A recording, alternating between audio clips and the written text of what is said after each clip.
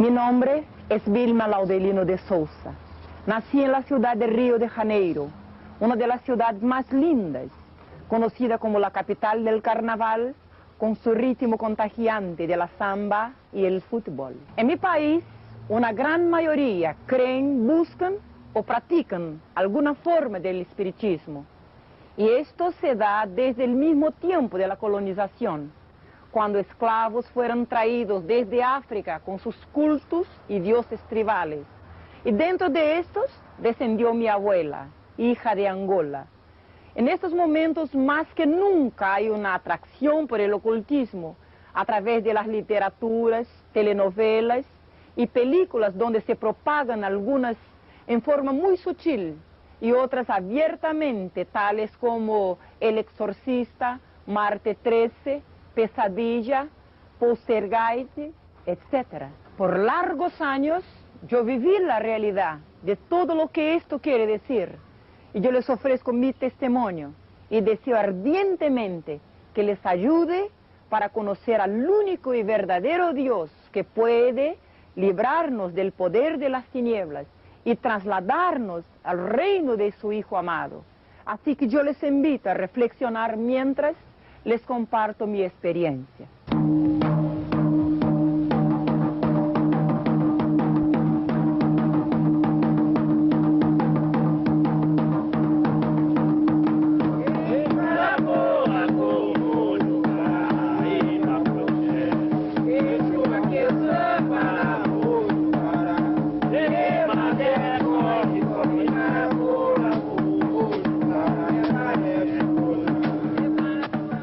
Vilma, usted es una persona muy conocida a nivel latinoamericano, ministrando el Evangelio a muchas personas importantes involucradas en la magia negra. ¿Cuáles fueron las circunstancias que la llevaron a dejar a la brujería y a buscar a Jesucristo? Todos los adoctrinamientos por los cuales yo tenía pasado a un largo de 22 años de una vida consagrada a los espíritus, a las sectas que se caracterizan en mi país, Brasil, y muchas que se denominan como tipo Umbanda, Candomblé, y he llegado a la cumbre que se llamaría Quimbanda, o sea, una ramificación de magia negra. En un cierto momento en mis prácticas, habiendo tenido una experiencia agravante, yo me di cuenta que algo iba mal. Y a lo mejor te puedo decir que yo no busqué, yo fui buscada por Dios. Yo tengo entendido que desde antes de nacer y durante toda su infancia, su vida fue dedicada al ocultismo, la brujería y al espiritismo. Cierto, yo desciendo de africanos y desde mis ancestrales se practicaba la magia en mi familia. En el mismo momento de mi nacimiento, mi abuela, una señora bruja, me consagró a los espíritus, a los mismos que poseían a su cuerpo, ya que sabía que se acercaba el momento de su partida. Y desde mi llegada al mundo, yo fui entregada a ellos. ¿Cómo se explica lo que sucedió esa noche? Desde esta mañana, cuando me desperté al otro día, ya un sentimiento fuerte me dominaba, miedo. Un miedo horrible, la impresión que alguien me miraba de algún punto, alguien yo asustada. Siempre se caracteriza así esta posesión, por un miedo desenfrenado, inexplicable. Pero ahí había algo más raro aún en mi casa. No había nadie. Y yo corría por toda parte y buscaba a la mamá, a mi hermana, cuando ahí estaba un perro, un policial negro. Y para mi sorpresa, se vuelve y se pone a conversar conmigo con voz audible y masculina. Fueron estos los primeros modos por lo cual el príncipe de tinieblas se va tomando una serie de factores para llegar finalmente a dominar total mi vida. ¿Ese fenómeno espiritista se repitió o hubieron otros? Yo pasé a ver cosas, escuchar barullos, y puedo decir que he vivido como que protagonizando el papel principal de una película de terror. Porque muchas veces me han preguntado cuáles fueron, y yo les digo que todos, de toda forma que usted puede imaginar, desde terror nocturno a visiones diarias, eu escuchaba pasos, bullas, voces, y veía personas se materializaban como te estoy viendo ahora. Yo los veía siempre, nunca vi cosas con los ojos cerrados, y principalmente nocturnamente, hasta que llamó a atención de mi familia, y se empezaron a me llevar a personas que hacían trabajos y arreglaban las cuestiones, y la intención era educar los espíritus, porque me pegaban fuerte, me daban, me tiraban el pelo, me echaban al suelo de mi cama anoche, y a veces me golpeaban en la cara. Yo siempre temblaba, tenía mucho miedo. Yo tentaba gritar, socorro, pero no salía la voz. Era como si tuviera en medio un achaque de epilepsia. Yo quería gritar, pero no conseguía moverme, mi cuerpo siempre enrijecido, y yo totalmente impotente a toda manifestación que se daba. A los 7 años de edad, me llevaron de vuelta a mi abuela, porque ya ninguna persona de baja categoría podría ajustar o educar a aquellas entidades. Así que me acuerdo que una noche, me parece una pesadilla cuando me acuerdo de aquella noche, cuando me pusieron un traje y adelante de un mantel lleno de sacrificios, los atabaques batían, y carcajadas y gritos estridentes de las entidades, y la gente palmeando y bailando, y yo ahí estaba siendo confirmada como una sucesora de mi abuela. Yo miraba a mi mamá muy asustada, y ella hacía que me quedase calladita, porque todo era necesario a causa de mi futuro. A mí me decían que yo fui predestinada para ser una sacerdotisa. Bien temporariamente las cosas se atenuaron. Mientras yo servía ahora, porque como tenía mucho poca edad, no podría llegar al grado mayor. Entonces empecé en Umbanda, una ramificación mezclada con blanco de espiritismo brasileño, pero que en realidad esconde cosas muy fuertes, muy dominadoras, cosas que pueden destruir eternamente a una persona. Ahí se invocan espíritus de muertos, espíritus del aire, del cerro, de selva, del mar, pero por detrás de todos estos, y en toda esta planificación, todas estas entidades, o sea, espíritus, que fueron tomando gobierno de mi cuerpo, se escondía una sola persona. Y esta yo la encontré al fin de la caminada. A los 13 años de edad, yo llegué a una segunda secta que predomina en mi país, Candomblé. Esta ahora está casi que mundialmente conocida. Se trabaja mucho con poderes psíquicos, gobierno de mente, con mensajes de extraterrestres. Se trabaja con control de carácter, de personalidad, control político, control emocional, control financiero.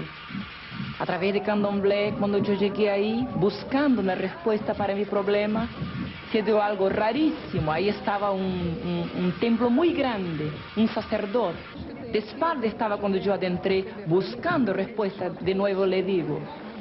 Y cuando percibió mi aproximación, hice un gesto y se sacó una toalla y hace una reverencia. Yo perdí el sentido. Cuando me di cuenta, toda una noche se había pasado. Mi mamá me miraba muy admirada y me preguntaba, ¿tú no sentí nada? Le dije, no, no siento nada. Y me dije, hija, un príncipe adentro a tu cuerpo. Y tomó mucho aguardiente y ha fumado muchos habanos. Y yo tenía 13 años de edad. Sus padres, ¿qué había detrás de ellos? Fíjese, mi mamá era espírita, así como mi abuela. Y mi papá no creía en nada, era ateo. Aproximadamente entre los 9 y 10 años, algunos fenómenos también paranormales se daban conmigo en la misma escuela. Mientras estaba en la clase estudiando, una entidad adentraba en mí, lo que no es normal.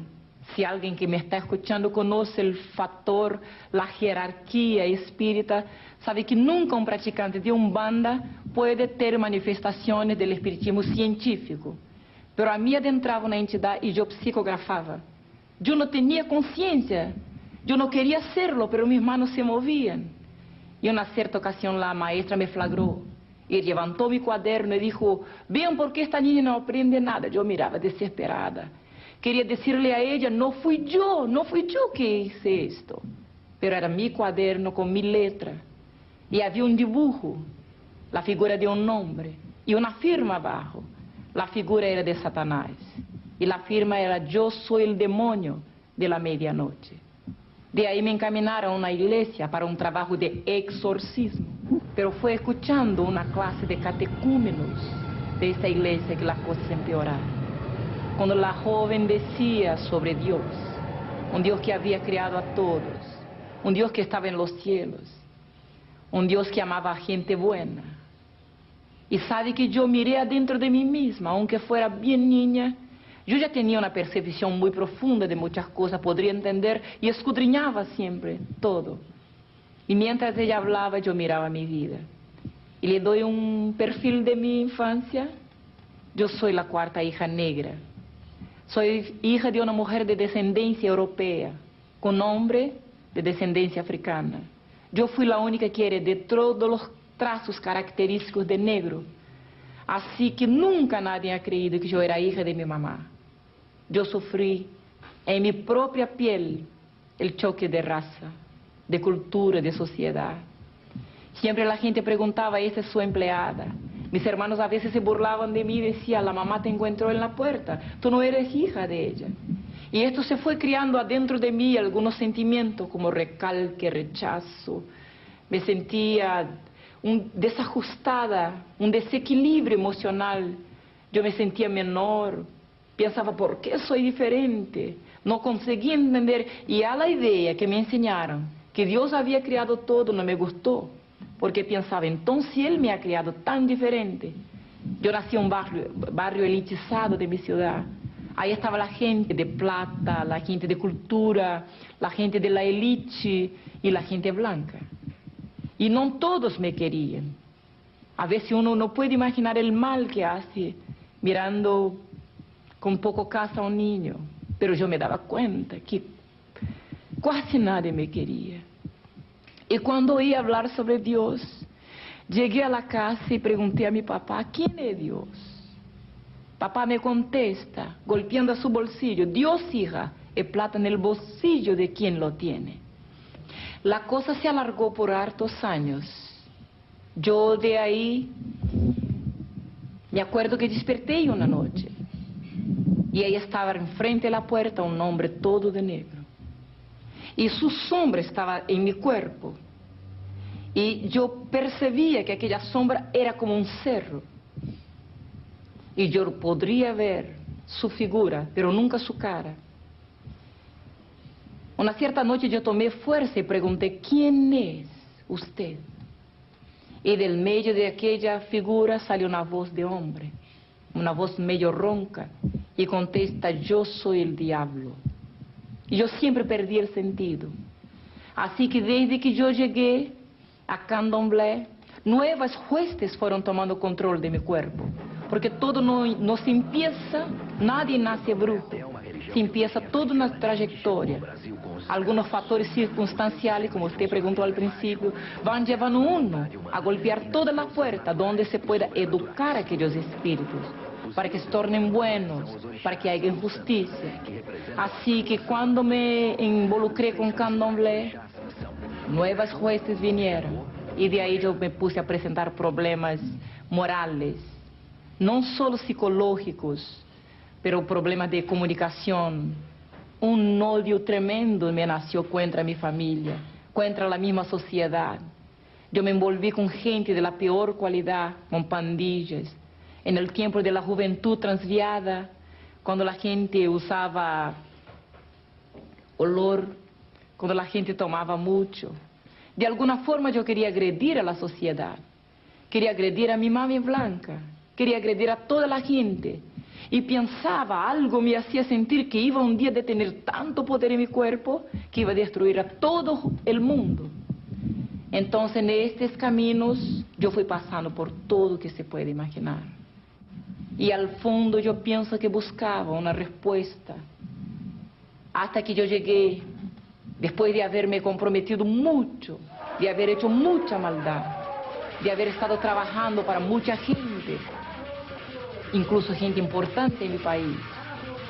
Un día golpeé a la puerta de la misma magia negra, donde me dieron un traje negro para poner, donde se hizo una reunión a una puerta cerrada, en un local todo oscuro, y de ahí se invocaba a Señor Lúcio, el príncipe de los espíritus actuantes en toda forma de ocultismo. Fue una noche también rara en mi vida, porque como vidente que era yo, vuelvo a decirle que nunca vi ningún espíritu así de ojos cerrados. Los veía como te estoy viendo. Se materializaban muchas veces. Y cuando oigo una bulla afuera me vuelvo, así que todos estamos con la cara en tierra, delante de una vela negra y una roja. Ahí estaba una sesión se abriendo de magia negra. Cuando veo adentrar un hombre, y no tenía cacho ni cola, era muy bonito a la vista. Pero su mirada, cuando se ponía en mí, mi cuerpo se ponía como si tuviera un achaque, como si estuviera entorpecida, anestesiada. Y cuando me fijé, yo bajé mi cabeza, la adentro. Y se manifestó en la señora que jefeaba ahí, la bruja jefe. Y vino usando una corona de oro, una ropa negra, un puñal y un tridente. Usaba en sus manos. Y vino directo hacia mí y me dije, tú, yo te escogí desde tu nacimiento. Y quiero que haga un pacto eterno conmigo. Entiendo que hay grados en la magia negra. ¿A qué nivel llegó usted? Fíjese que el espiritismo tiene muchas escalas. Hay los que van por curiosidad, hay los que llegan por necesidad. Y por ahí se empieza un comprometimiento con la entidad. O sea, el pidiente pide un favor. Y de ahí ya está comprometido. Cuando el espíritu le hace alguna cosa, usted se torna deudor. De ahí le requiere algún sacrificio, alguna ofrenda. Y va por escalas hasta que llega a pedir su propia alma. Pero esta ya sería la escala mayor para los que se involucran, los que practican, que asisten, que cultúan inclusive con danzas, con cánticos, con palmas. Yo, por ejemplo, pienso que llegué al grado mayor porque él mismo había declarado, te escogí. Hoy día yo glorifico a Dios, porque se me dije Lúcio, que me había escogido el momento de mi nacimiento para quizás ocupar un lugar de destaque en la brujería brasileña. La palabra de Dios me dice que antes que yo viniera al vientre de mi madre, el Señor Jehová también me tenía escogido.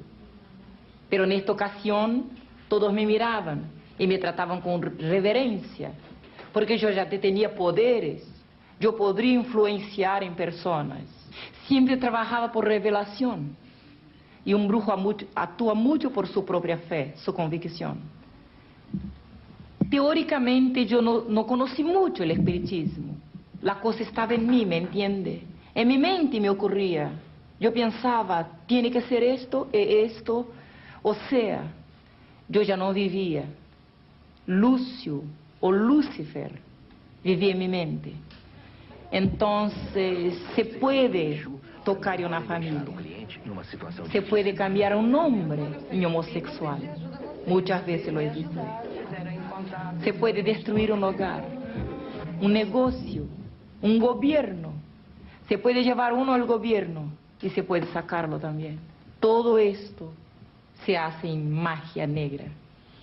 Há pouco tiempo mi país fue avalado por un escándalo a nivel mundial, cuando se descubre que un presidente de república practica magia negra. Pero esto no es inédito. En toda tierra, en este momento, millones y millones de personas buscan en cosas místicas, en ocultismo, en toda suerte de práctica de hechicería, la respuesta para sus problemas. Hay un desenfrenamiento espiritual en el hombre, una ignorancia, un analfabetismo que los está conduciendo por cualquier puerta, porque hay un dicho que toda calle te lleva a una venta, pero no todos los caminos te llevan a la verdad. Yo ahí cuando llegué a la cumbre pensaba que había llegado al estatus, al grado mayor.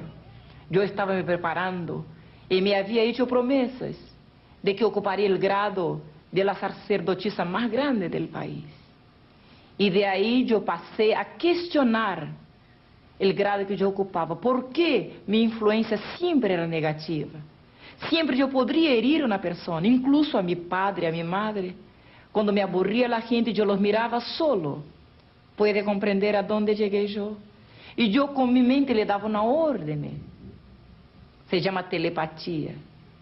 Y yo sencillamente le decía a la mente, te va a enfermar ahora. Y veía a la persona mal. Algunas veces he herido muchas personas. Realmente en momentos yo no comprendía qué fuerza esta. Algunas veces mi madre me decía, tú te parecías al diablo. Y reía yo en la cara de ella. Y yo decía, no hay diablo, no existe diablo. Porque me puede creer que un practicante de estas cosas no tiene un conocimiento real y verdadero de quién es el espíritu mayor con quien está lidando.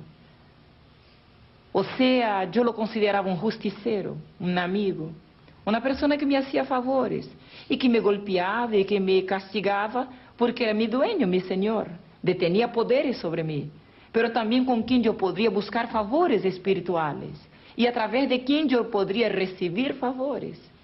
Y o sea, tener dominio sobre ciertas situaciones. Ahí en Magia Negra, gente muy importante, artistas, políticos, gente famosa nos buscaba. Algunos que hoy día tienen renombre, son muy conocidos. Infelizmente, fueron buscar la transitoriedad de la gloria, de la fama, de todo que detiene ahora en la tierra, a los pies de Lucius, el príncipe de los demonios, que está ahí en Brasil. ¿Había en algún momento una motivación lucrativa detrás de estas prácticas? Sin duda es muy cara la parte sacrificial de magia. O sea, una misma consulta que se hace a un brujo para que se invoque una entidad más fuerte como esta que trabajábamos, esto sale carísimo. Y no cualquiera puede pagar el precio. Y claro que el brujo recibe su parte, recibe mucho. Pero puede imaginar un saquetel sin hondo, así que se recibe mucho hoy día y mañana ya no se tiene nada. Es como un miraje. Usted ve una impresión, es una ilusión. Usted ve miles y miles, tiene mucho oro, mucha cosa, porque se requiere la gente en su desenfreno de conseguir inmediatamente favores, dan oro, dan joyas, dan de todo que se exige. Pero algunas veces he visto la entidad diciendo, yo doy con una mano y quito con las dos. Esto me hizo cuestionar y un otro factor. Le cuento, cuando hay una noche en media práctica, una persona nos busca y pide que matemos una cristiana, una evangélica. ¿Sabía que fue la primera vez que oí hablar del evangelio?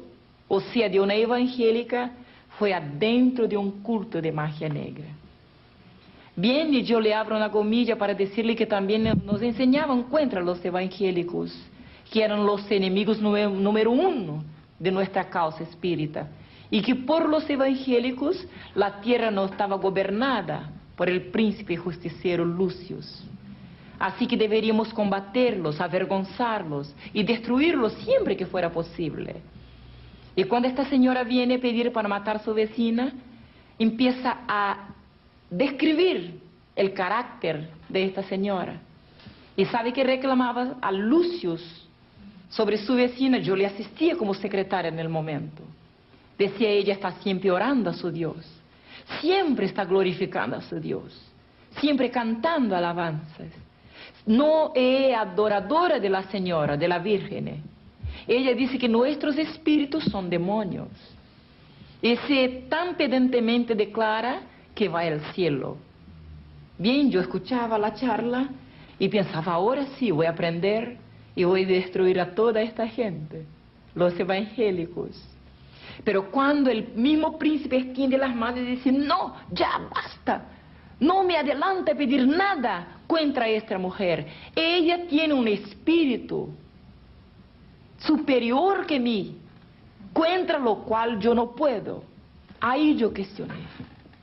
¿Quién será este espíritu superior que detienen los evangélicos? Por el momento, por nunca haber oído hablar de las cosas del Evangelio, yo pensé, entonces los cristianos son los peores brujos, porque contra ellos ni siquiera el príncipe mayor de nosotros puede.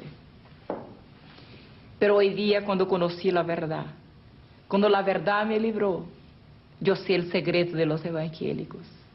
Cada uno de estos pequeñitos, puede que sean analfabéticos, ignorantes, o grandes, cultos, no importa, que han lavado sus vestimentas en la sangre de Jesús.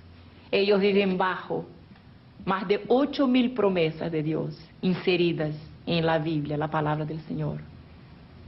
Pasado más un tiempo, yo tenté apartarme, cuando participé de una muerte de un empresario.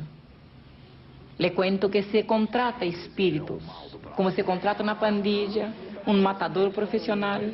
Así también se trabaja en magia negra. Se invoca una entidad de muerte y le da un pago en sacrificios, en ofrendas, en animales. Y se sacrifica a la misma persona, como si fuera el animal. Y esta es la paga que se da a los demonios. Y cuando yo asistí a una conversa, un concierto de los dos, y el príncipe contestaba al hombre, yo mato cualquier persona cuando me paguen. Esto me tocó. Y yo pensé, entonces me matará si le pagan a él también. Y de nuevo el cuestionamiento, pero luego a mí, que desde mi cuna yo estoy consagrada y estoy practicando estas cosas. Yo volví a mi casa y le dije a mi mamá, mamá, nunca más yo quiero practicar ninguna forma, ningún tipo de magia. Y esto sabe que es muy importante, una decisión personal. Realmente yo era el contexto de lo que se puede decir cansada. ¿Y sabía en algún momento que lo que hacía era malo? Siempre funcionaba más para lo malo. La gente venía desesperada, llorando, exponía sus problemas, sus situaciones. Y siempre había un espíritu de contienda. O sea, una persona buscaba y decía, tengo un problema, no entiendo. Y ya le echaba contra el vecino. Tú tenías una persona que está actuando mal, está haciendo una trampa, alguna cosa así. Y ya si ahí se daban una serie de cosas para se trabajar ya inmediatamente contra alguien. Este siempre es el seguimiento de la macumba que se practica en mi país y en toda tierra, infelizmente. Vilma, hemos escuchado su historia, hemos escuchado mucho testimonio impactante, muy fuerte para muchos. Pero ¿cómo fue el momento de su conversión? ¿Cuándo fue el momento en que usted se entregó al Señor Jesucristo? Fíjese que se pasó que yo retiré todos mis objetos de trabajo. Tenía altares, tenía trajes, tenía todo que se usa para manipular con el espiritismo. Yo los eché a un río, pensando que si desechándome de lo externo, estaba sacando lo que realmente gobernaba mi cuerpo. Cuando recién me vuelvo a la casa, adentro a mi pieza, ahí él adentró, materializado. Y ahí cara a cara estábamos, cuando él apuntó aquí en mi nariz. Y nunca me olvidaré su odio y cómo me ponía impotente cuando se acercaba. Cuando me dije, tú eres mía, nadie en que me pertenece me abandona como tú estás pensando, porque yo soy el diablo. Mi nombre es Lucifer, yo soy Satanás, tu dueño. Si piensas en dejarme, te lleva al infierno. Sabe que yo nunca, repito, había creído en estas cosas. Pensaba que murió, acabó, o a lo mejor, como muchas veces la ciencia muestra, que hay ahí uno va a estar volando o descansando o en un local cualquier, o simplemente terminó la reencarnación, que parte de la doctrina espírita, murió y en otro tiempo vuelve, reencarna en otra cosa para pagar sus pecados, o un poco de doctrina católica, murió, va al purgatorio y de ahí paga un tiempo. Pero cuando se presentó y me habló directamente así cara a cara de infierno, aún así yo tenté contradecirle, enfrentarme con él. Me sentía muy poderosa.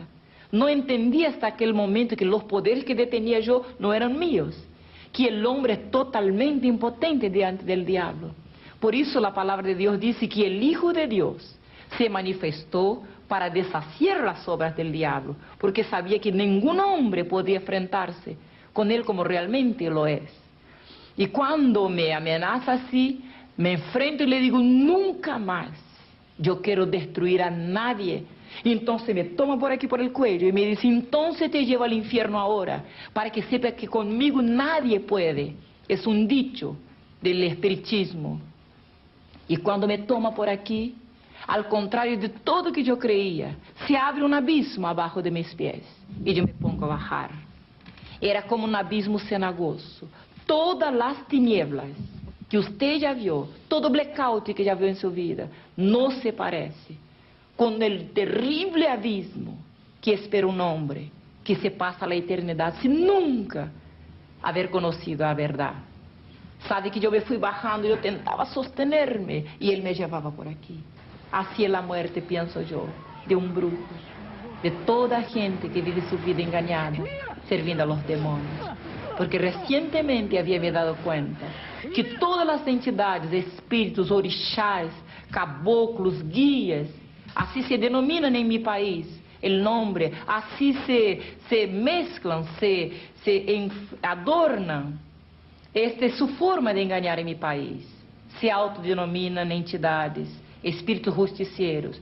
Pero ahora, en fin de mi camino, de mi trayectoria, estaba delante del diablo. Él se declaraba mi dueño. Un cierto momento se paró y dijo, allá está su cuerpo. Yo miré y he visto mi cuerpo muerto arriba de una cama. En este instante, un nombre brotó en mi mente, una fracción de segundo. Y yo pensé, sí, existe un Dios mayor que Lucifer. Se me salva ahora, voy a ser esclava de él todo el tiempo de mi vida. Y en aquel momento, por primera vez, yo he visto cuando se abrieron los cielos, cuando vino algo como un rayo de luz, algo glorioso cayó sobre mí. Lucifer me suelta y cae de espalda en el suelo. Porque la palabra de Dios que dice, clama a mí y yo te responderé. Yo nunca había oído ese mensaje, pero cuántos no me estarán escuchando ahora y quizás necesitando tanto de clamar a alguien que le responda y que le libere. Ahí estaba se manifestando en mi vida, por primera vez, el grande poder de Dios. Yo he visto Lucifer por tierra. Para mí era un rey, era un señor. Pero ahora recién me daba cuenta, como preguntó al principio, que había una diferencia, que dos fuerzas, dos gobiernos, o a lo mejor dos príncipes, luchaban por el control de mi vida. Y cuando vino la luz del alto, cuando vino la verdad me liberó. Desde aquella experiencia, yo pude comprender que dos fuerzas existían y luchaban de forma totalmente opuesta por gobernar mi vida. Y así que yo conocí que había una fuerza arriba en los cielos. Y de ahí pasé a vivir segundo los costumbres que me habían enseñado en la religión. Pero se dio una cosa. Aquel príncipe que no desiste de ninguna manera de destruir vidas, me declaró guerra. O sea, demanda espiritual me declaró. Y por esta demanda, 7 días después, yo perdí una guagua. Yo la tenía consagrada a un príncipe que se llama en Brasil Iemanjá. Sería cognominada la reina del mar, pero en realidad es un demonio terrible. Y así que cuando Lucifer me declara guerra, 7 días después, Iemanjá mata a mi guaguita con 1 año. Me acuerdo que los médicos preguntaban, ¿qué se pasó, mamá, con esta niña que no tiene nada y se muere? Yo no podría contestar a él, que ahí estaba recibiendo el sueldo de 22 años de vida consagrada a las tinieblas, a toda suerte de ocultismo, de hechicería, de espiritismo.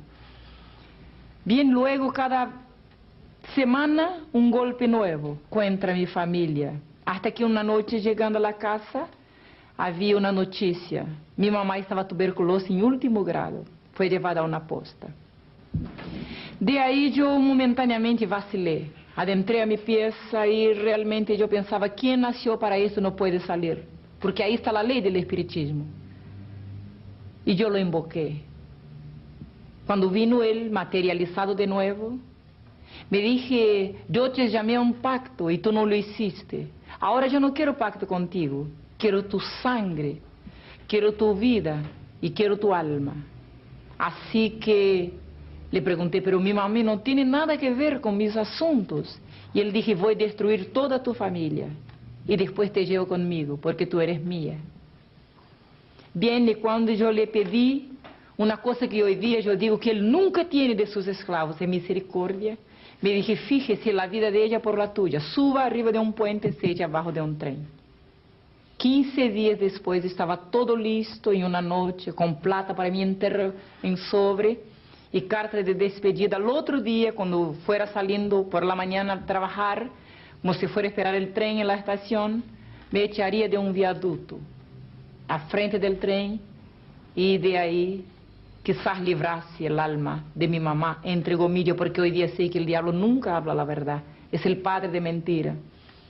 Así que en aquella noche me acosté, y así como sería la última noche de mi vida, no quería dormir.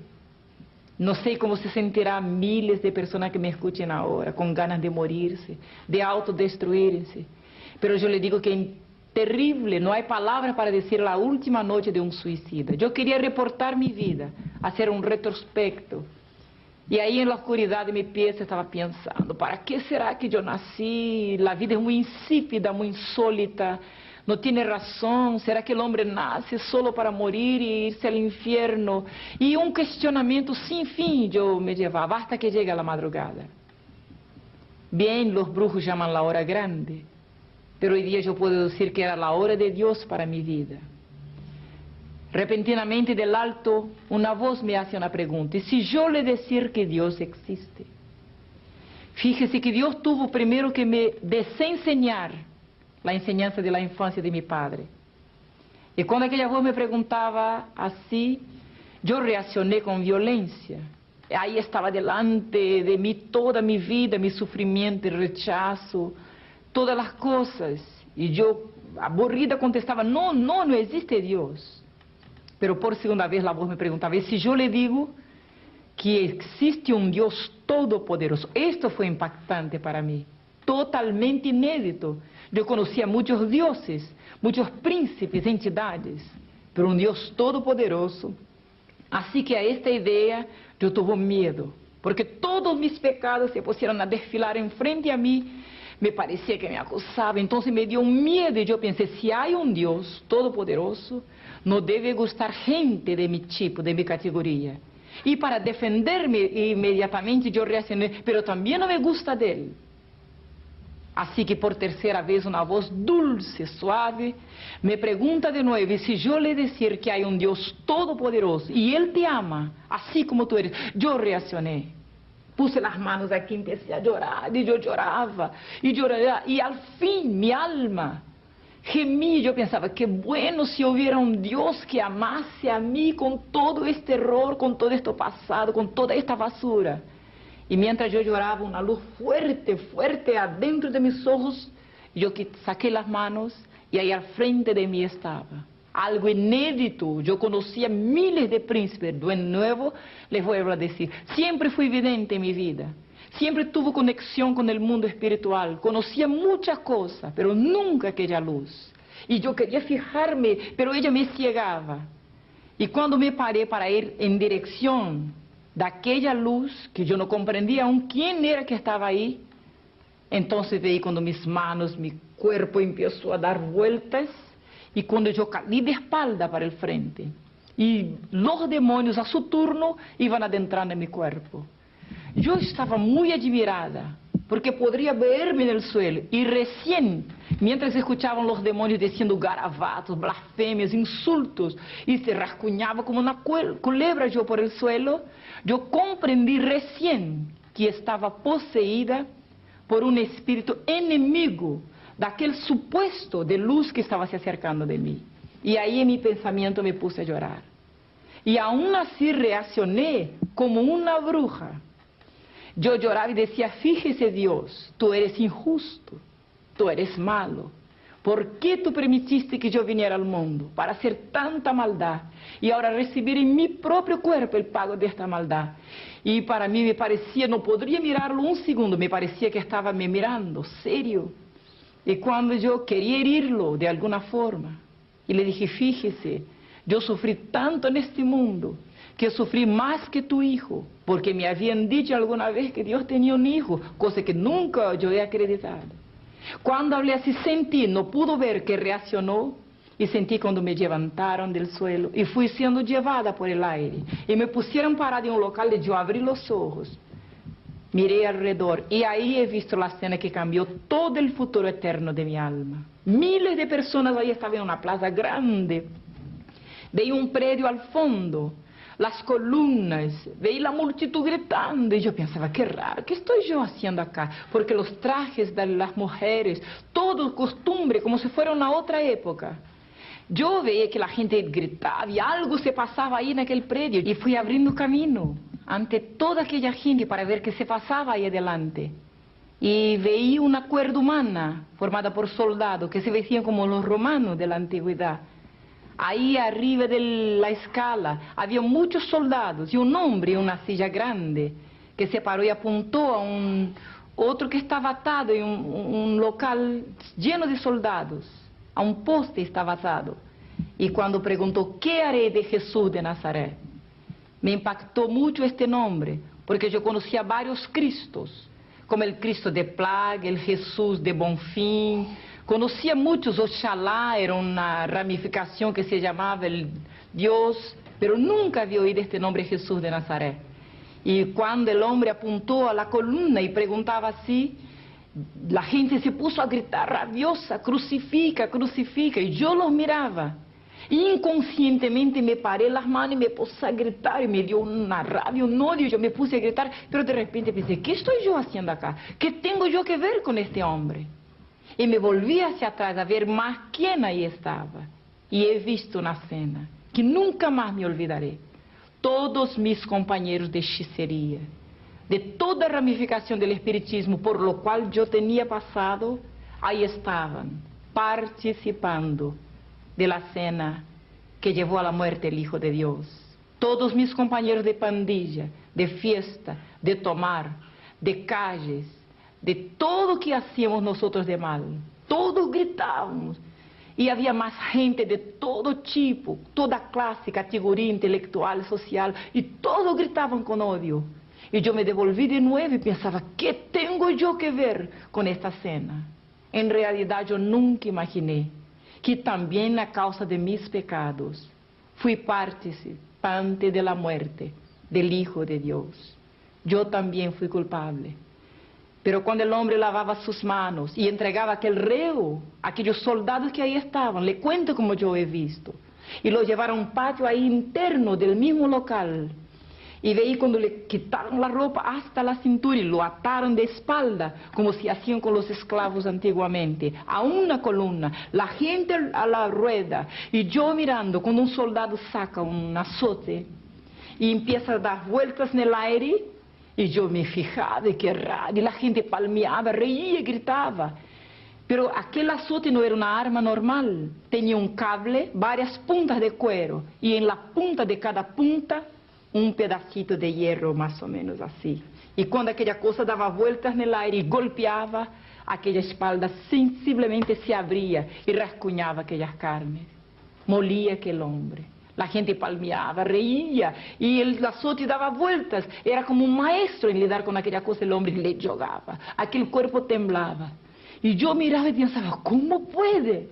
¿Cómo puede una escena de tanta cobardía? Miles, hombres fuertes, soldados contra uno, que se parecía tan indefenso en el momento. Y yo miraba y pensaba, ¿por qué no se defiende? ¿Por qué no dice nada? Yo en realidad no sabía que ali estava um cordeiro, ali estava uma oveja que foi llevada muda ante sus trasquiladores a causa de mis pecados. E eu mirava aquela cena e pensava, por que não se defiende? Por que não dice garabato? Por que não insulta a gente? Eu não sabia que por amor aí estava, por amor de mim e por amor de ti também. Y mucho tiempo estuvo mirando aquella cosa. Era insoportable ver. No era como los cuadros, como las imágenes que existían en las iglesias. El hombre estaba todo lleno de heridas. Cada vez que el azote le daba en la espalda, se abrían y se le arrancaban pedazos de carne. Y nunca me habían dicho las palabras del profeta, que molido fue, herido fue por nuestras iniquidades. Después de harto tiempo que estuvo mirando, la gente palmeaba, silbaba, reía. Los soldados se apartan, lo entregan en la mano de los hombres. Y yo he visto cuando se acercó el primero y le dio en la misma cara. Su rostro iba para allá y para acá, sus ojos siempre cerrados. Y nunca decía palabra. Y yo me cuestionaba, ¿por qué no se defiende? Yo no sabía que ahí estaba siendo castigado mis pecados, tus pecados. Y para nuestros pecados no hay defensa. Mucho tiempo la gente lo escupía y le daba combo y le pateaba. Pero una cosa me di cuenta, y hoy día soy testigo, que durante todo el tiempo de su sufrimiento, Jesús de Nazaret, el Hijo unigénito del Dios viviente, estuvo orando por nosotros, porque movía sus labios silenciosamente y hablaba alguna cosa que yo no podía entender, pero quizás estuviera orando por mí y por ti en este momento también. Y mientras estaba moviendo sus labios, la sangre iba bajando por su boca, por su nariz. Y no era aquella figura con un rascuñoncito aquí, otro aquí, pero se hinchaba su cara de tanto que le daba. Tanto que la gente le pateaba, le escupía, se mezclaba la sangre con el escupir de la gente. Después de mucho tiempo volvieron los soldados. Y aquel hombre ya no era una cosa normal, era una masa humana, pero sin decir palabra. Veía cuando se acercar con una almohada y tenía algo arriba. No era como aquella cosa que usted ve en las imágenes, muertas en las paredes. Eran unas espinas grandes y se cruzaban para abajo. Y yo vi cuando el soldado levantó su cara, él tenía los ojos cerrados. Vi cuando clavó y le apretaba sus ojos. Cuando le dieron con algo como un pedazo de palo, una cosa así como una caña, le dieron.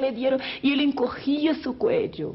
Y de ahí se bajaba la sangre. Yo miraba y pensaba, ¿cómo puede alguien sufrir tanto y callado? Y la sangre iba bajando. Y yo oía cuando el golpe daba en la cabeza, él encogía. No sé de dónde. Yo me puse a gritar, pare, no hagan esto. Este es el Hijo de Dios, Él no merece tal sufrimiento. Y si yo, que soy una bruja, de repente todos pararon y me miraron. Y por primera vez en toda aquella cena, aquel hombre abrió sus ojos y miró directamente hacia mí. Se puede imaginar, Jesús de Nazaret, el Hijo de Dios, me estaba mirando directamente. Yo pensaba al momento que estaría con odio porque le hicieron sufrir mucho. Todas las palabras serían cortas, pocas, para decir lo que ha sufrido aquel hombre. Pero al contrario, estoy acá para decirle que nunca he visto una mirada más llena de misericordia, de amor, de bondad, que la mirada de Jesús de Nazaret. Él ahí estaba me mirando y yo estuve atada a su mirada. Yo quería decir algo, pero ahora las lágrimas corrían por mis ojos. Y me miraba con amor. Cuando dijo, no, mi hija Vilma, yo tomé un susto. Yo pensé, entonces, Jesús me conoce. Yo no soy un vegetal, no soy una cosa. Y él decía, no, mi hija Vilma, nadie podría soportar tal sufrimiento. Solamente yo, y apuntaba su cuerpo todo herido, todo ensangrentado, y decía, yo sufrí todo esto por amor de ti, y extendió sus manos hacia mí. En aquel instante yo abrí mis ojos, se había pasado la visión, y yo caí de rodillas. Yo nunca había hecho una oración, nunca había conocido lo que fuera luz, verdad. Pero cuando yo caí de rodillas, había una paz, algo tan especial, una vergüenza por mis pecados, por mi pasado. Y yo hice la primera oración al Dios hasta poco desconocido. Y yo le dije, Dios, mira, mi vida no vale un centavo siquiera, pero todo tiempo que me resta, yo lo entrego a tu Hijo Jesús, porque hoy día yo comprendí que Él sufrió y murió por mi causa. Y cuando me levanté de aquella oración, yo ya era una nueva criatura. Yo busqué a los demonios y ya no estaban ahí. Yo sentí un gozo, era una paz, era algo tan inexplicable. Yo fui a la cocina, la mamá estaba mal, tuberculosa, y yo le prediqué el primer mensaje de mi vida. Yo le dije: mami, Dios existe, mamá. Jesús murió por mí, mamá. Este Dios cambió mi vida. Me hice una nueva criatura. Puse un cántico nuevo en mi boca, un himno al Señor. Muchos lo han visto y han conocido y glorificado al Señor. En este momento, cuéntanos de su ministerio. ¿Cómo está sirviendo al Señor ahora? Loli, se pasó que cuando yo conocí la verdad, cuando el Evangelio llegó a mi vida, yo entendí que miles aún no lo conocen. O a lo mejor conocen superficialmente, como yo en mi infancia. Saben de un Dios que está arriba y que no se importa con nadie. Un Dios que no tiene tiempo para la gente. Y quizás cuantos le odian como yo por no conocerlo personalmente, por no saber que es tan amoroso y que de tal manera nos ha amado, que envió su único Hijo, llegando a las últimas consecuencias de este amor por nosotros.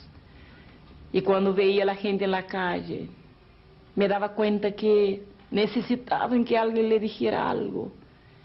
Y pienso que el mismo Espíritu de Dios ha propuesto en mi corazón. Yo dediqué toda mi vida. He recorrido muchos países. Gran parte de mi propio país yo he estado recorriendo, incansablemente. Grandes locales, pequeños locales, hablando a miles o a uno solo, no me importa.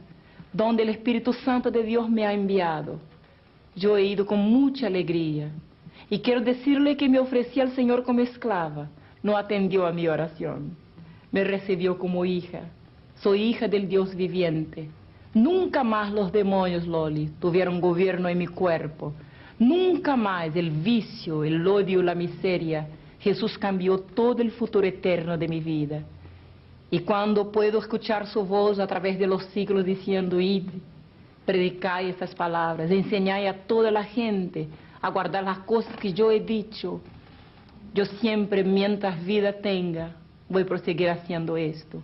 En mi oración más ardiente es para que esta experiencia, aunque no haya sido bien explicada por la diferencia de idiómica que hay entre nosotros, pero sé que hay uno que puede llegar al corazón, que es el Espíritu Santo, y que pueda servir de ejemplo para cuantos brujos que quizás tengan tantas ganas de apartarse de un pasado negro, sucio, tengan miedo a las amenazas, a coacción, al gobierno del príncipe de tinieblas, que se acerquen a Jesucristo.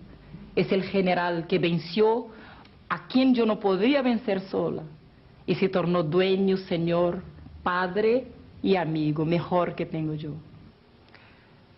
Vilma, muchas gracias por estar con nosotros. Ha sido una bendición para nosotros poder escuchar, compartir este testimonio con muchos que necesitan escuchar este tipo de materia para llevar sus vidas en alguna manera a los caminos del Señor y trasladarse de la oscuridad a la luz. Y le agradecemos con todo nuestro corazón por este tiempo juntos. Amén.